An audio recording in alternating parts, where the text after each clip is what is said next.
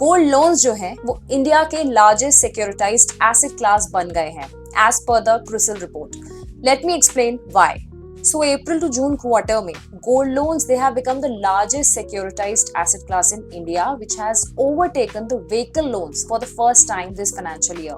The CRISIL report showed gold loans accounted for around 31% of total securitization volumes ahead of vehicle loans at 26%.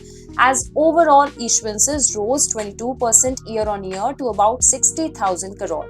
Now let's just understand that what drove this shift. Strong growth in gold loan portfolios. So gold loan financiers witnessed robust portfolio growth during the quarter, prompting them to increasingly tap the securitization market to raise funds. CRISIL said sustained credit demand was one of the key factors supporting higher issuances. Second is NBFCs dominated fundraising. So more than 98% of securitization issuances in the April to June quarter were originated by NBFCs. Unlike previous peak periods, banks played only a limited role as originators, with NBFCs driving the market. Thirdly, healthy investor appetite for gold-backed assets. Investor demand for securitized gold loan pools remained strong. As per the CRISIL, public sector banks were among the biggest buyers attracted by the asset class, negligible historical credit losses, and favorable risk-weight treatment.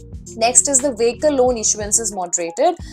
Gold loans also gained ground because the share of vehicle loan securitization declined. CRISIL attributed this to fewer issuances by a larger originator, reducing the segment's share to 26% during the quarter.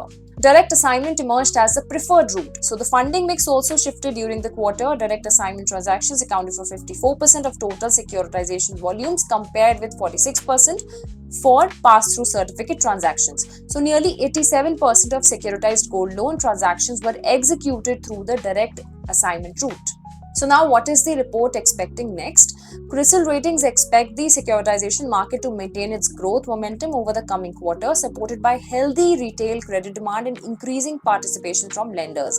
The number of originators accessing the market rose to around 115 in the April to June quarter from about 90 a year earlier, indicating broader adoption of securitization as a funding tool.